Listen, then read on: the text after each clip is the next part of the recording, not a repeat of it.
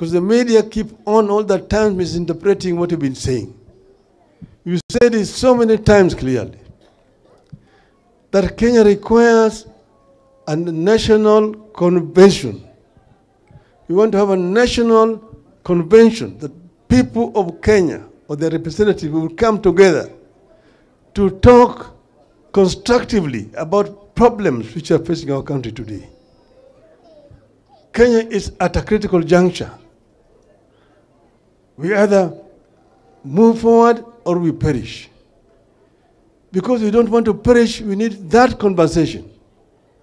And that is what I had proposed, that we must have this conversation that take cognizance of the demographic profile of our nation. And that there are several issues that need to be discussed at that convention. But I've also said that there matters precedence, issues that must be dealt with first before that convention can be had.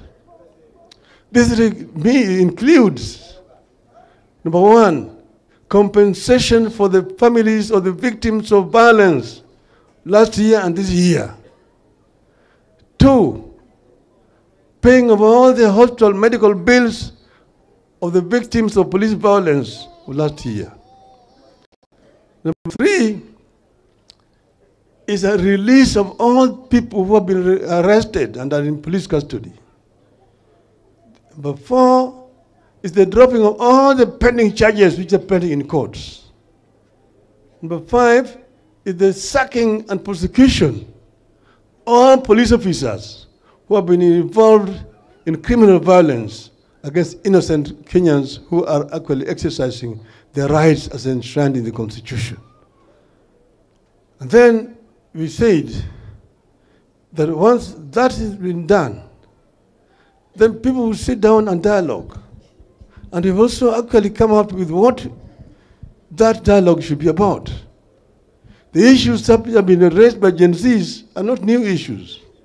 There are similar issues which we raised last time, even last year on the streets. We talked about unemployment in our country. We talked about high cost of living in our country. We talked about corruption, rampant corruption in the country. We talked about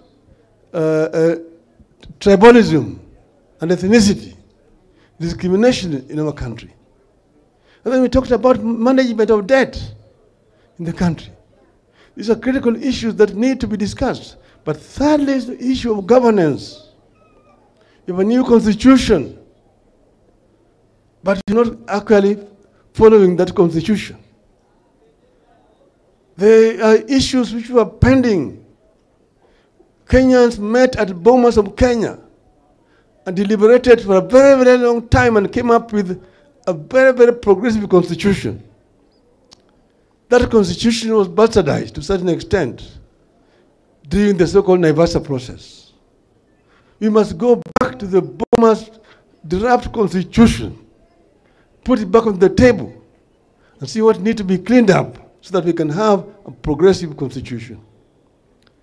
So you said, therefore, that it's on the basis of that kind of elaborate process that we can then talk about a government of national unity. But then you say that if you want to take some of our experts and get into your government, we release them to join your government and work in accordance with the ethics of our party, ODM and Azimio. This is what we said. We have not changed. This position has not changed. We said we want to see a new Kenya, and the people of Kenya are entitled to it. And that's why we said we agree with Gen Z in their demands. Gen Z demands are the demands of the people of Kenya. Irul Kamana. Alonso Maganya, Irul Kamana.